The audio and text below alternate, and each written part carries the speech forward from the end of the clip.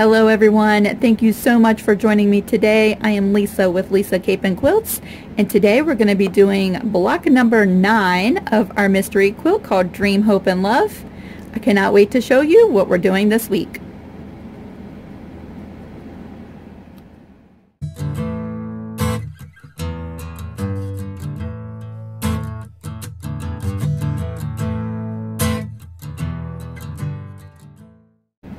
As we get started this week and open up the binder, we will do a quick review of the block from last week. It was called Stop and Smell the Flowers. We did some paper piecing, some applique work, and I showed a fun technique using a homemade bias bar to turn the edges of our stems. A very fun block. As we take a look at block number 9, this block is called Dream.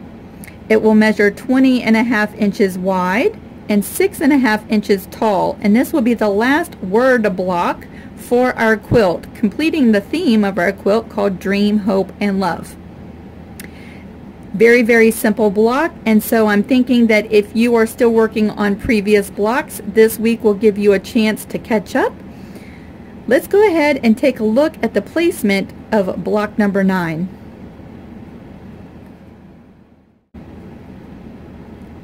If you are mapping along with us on this quilt using the 2-inch quilt grid set, go ahead and cut out your dream block. It's located somewhere in your pattern, and the placement of this block is directly above the Dresden plate. There are 10 squares that go from left to right, and the dream block fills in all of those squares. So you can see it should be completely flush with the side of our Dresden plate and fills in that small area right above. So this is where we are with our quilt today. Now let's take a look at this pattern. This pattern is a free pattern. It's a PDF. It is only 4 pages long. A very simple pattern and block this week. If you would like a copy of this pattern, you can jump down to the description box below this video, and that will bring you to my Dropbox where this pattern is waiting for you. Of course, we have our cover sheet and applique instructions. We have 1 page of templates that have already been mirror imaged for you. If you're using a fusible, you're ready to go. And then very simple instructions this week. Now, we have done applique, and that's what we're doing this week. Of course, I always say use your preferred method of applique. We have gone over 3 different ways: turned applique, and applique using freezer paper, and of course raw edge applique using a fusible. I say pick whichever way that you love the best, and we will get started with this block. Now, I don't think that there's anything really mind-shattering to learn in this video, so I thought I would just bring you along as I make this block. I've already completed 2 of them because I am making 3 quilts, and these are the 2 that I have already finished using my Nana's clothing, and this was a pair of capri pants that she liked to wear, so that is so special to me. I just used some Heat and Bond Light on the back side of my fabric. I cut out my letters and fused them into place on my background and did a satin stitch. Let's go over the measurements for everything while we are right here. You will need a background fabric that measures 20.5 inches long, or wide. Let's say wide because it's going this way, not that way. So 20.5 inches wide and 6.5 inches tall. Alright, go ahead and prepare that, give it a good press, use some starch if you like, and get that ready. And then of course you'll need scrap fabrics that are larger than all of your template pieces, and then any materials that you like to use when doing your applique. Again, we've already gone over the satin stitch and all kinds of things when it comes to doing applique. So because this is an easy block, I just thought I would bring you along, show you how I do the placement and find the center of this piece. And if that helps you out, then that would be great. And I thought I'd bring you along during the stitch out of my letters. Of course, we're going to speed up all of that so that I'm only keeping you here for a small amount of time, I'm hoping. And then you can get busy sewing your block. I will go ahead and get everything set up, and then we're ready to go.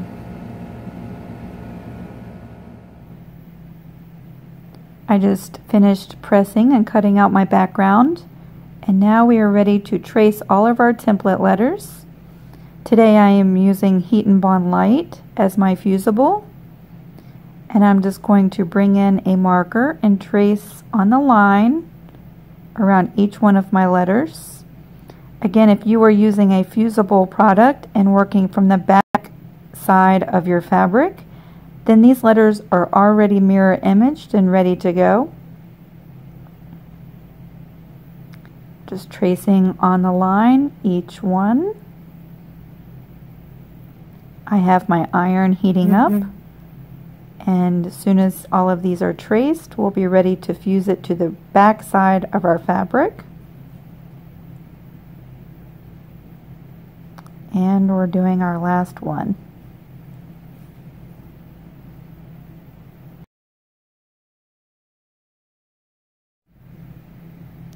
I have my pressing board out now, and I have my fabric with the pretty side facing down, and I'm just going to heat set all of my templates with the Heat and Bond Light onto the back side of my fabric.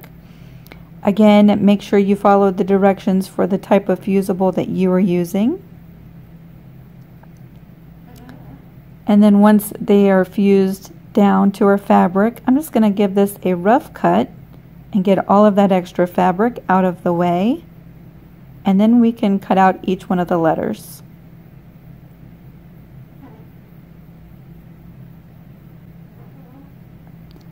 Now that my letters are nice and cool and I can work with the fabric, I'm going to come in and cut apart each one of my letters. I like to use my big scissors for these cuts, and you can see I have my small little embroidery scissors down there waiting. I like to use those for the inside parts of the letter where it's little tiny cutting.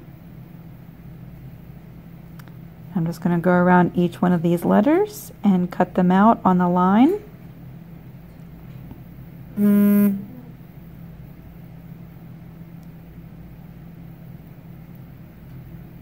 I think out of all of these letters, the E is probably the hardest one for me to cut, but I got that pretty good.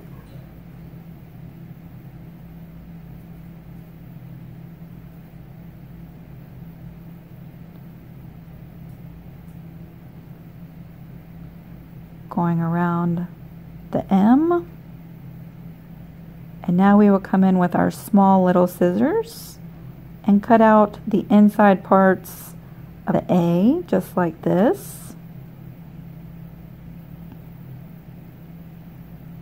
And the R has a tiny little section that needs to be cut out.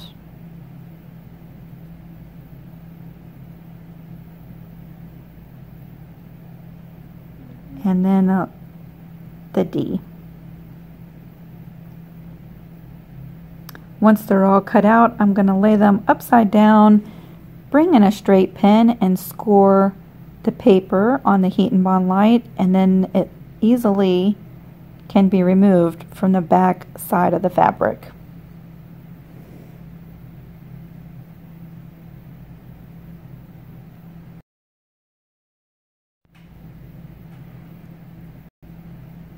Now that we have all of our letters cut out with the fusible on the back, I'm just going to arrange everything and make sure I'm spelling out my word correctly.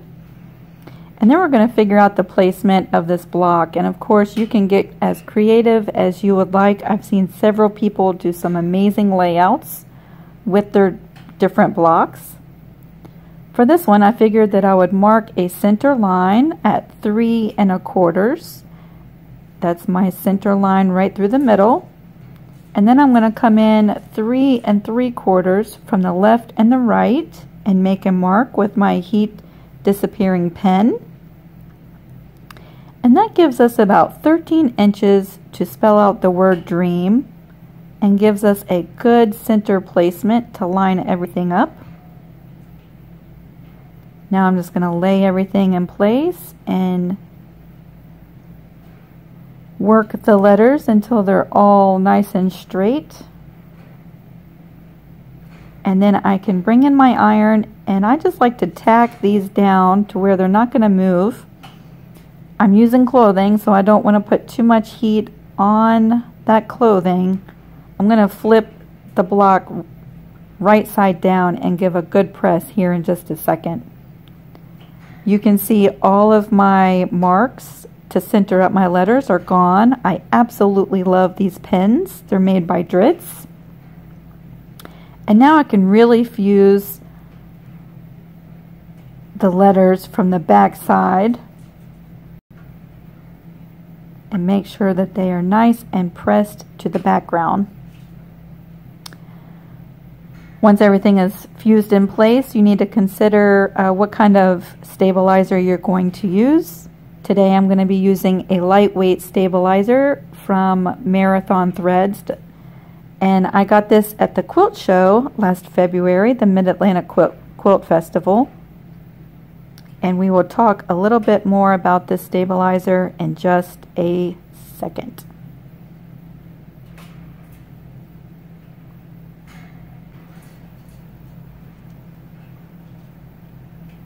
We're at the machine now, and I'm going to do a satin stitch.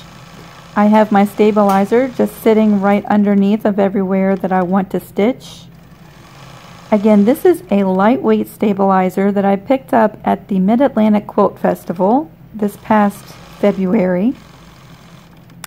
I will say I really like this stabilizer and the fact that it helps keep my background fabric from puckering too much. It does add a good foundation for the stitching. I will say, however, that it's supposed to be a tearaway stabilizer, and it is a lightweight tearaway stabilizer. However, I still have a hard time tearing the stabilizer away from my work. So you'll see shortly that I do come in and just cut most of it away. You could, of course, use phone book pages or coffee filters. There are tons and tons of different kinds of stabilizer in your quilt shops and places like Joann's or even Walmart. I do prefer a tearaway stabilizer versus a cutaway stabilizer for doing applique work. I am using a gray thread in the top that is a Floriani embroidery thread, and then I am using a natural just beige color all-purpose thread in the bobbin. And I'm just going to go around each one of these letters and do a satin stitch. I wanted to give you an idea of what it's going to actually look like going around each one of these letters. Now, about that stabilizer, again, they have a website, marathonthread.com. Yes. I have not been to the website. I have bought their lightweight and medium weight tearaway stabilizers the past 2 years at the quilt show. The stabilizer says on the instructions that it's great for paper piecing, which I would love to try. I've watched several tutorials on doing paper piecing with stabilizers, so I'm excited to give that a try. You can also use the stabilizer for embroidery, and it says it's really good for rib work. Now, I have not done any rib work. However, I've always been fascinated by it, and I would love to give it a try.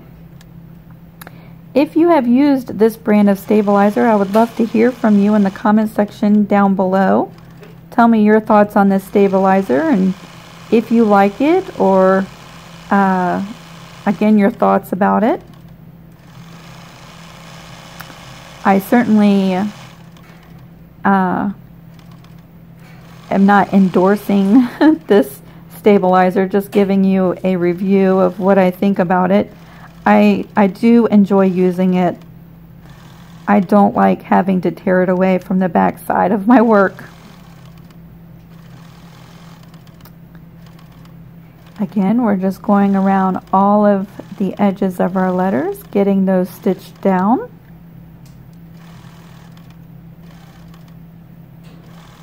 Again, a reminder, when making turns on your applique, whenever you are rotating your fabric to the left, make sure you stop with the needle down in the left position, which would be in your applique. If you are turning and you're rotating your fabric to the right, make sure your needle is down in the background of your fabric before turning.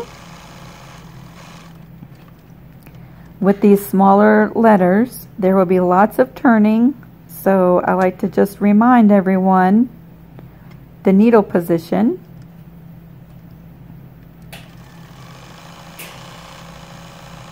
I did not glue this stabilizer down or pin it. I just simply laid it down on the bed of my machine, laying the block right on top of it. As soon as you start doing your stitching, that kind of keeps your stabilizer in place.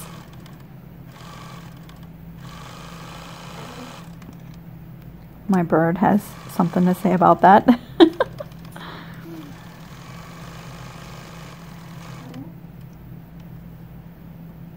I'll just jump right to the middle of this D and stitch that out.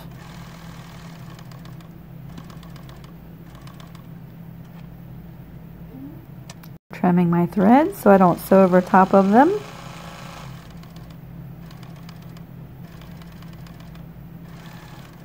So, what has been your favorite block so far? I would love to hear from you and find out which one of the blocks has been your favorite up until this point. I will say, if you're still watching, this easy block this week is good. Next week, I won't say is complicated, but will take much longer to do than this week's block. So just giving you a heads up and a little clue.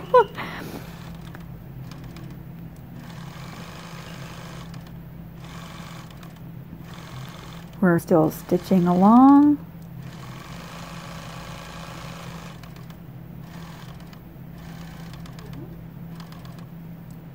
And once we have this stitched out, I'm going to bring in my scissors. We're going to trim the threads, and I'm not going to tear away the stabilizer. I'm going to actually cut it away because I just don't have the patience to work with trying to tear away all of the little bits of paper.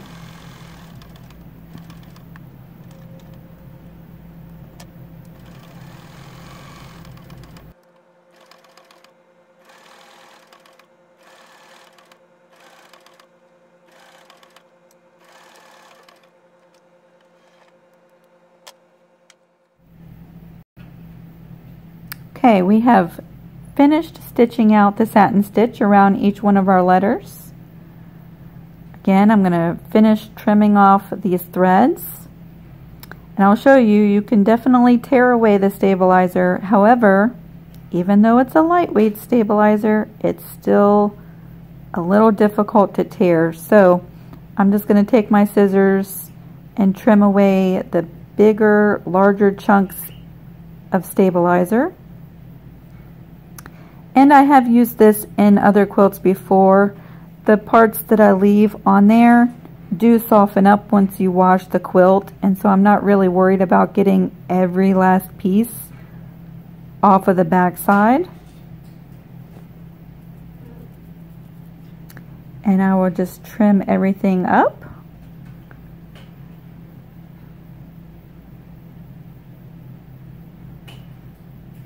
And then we are ready to press.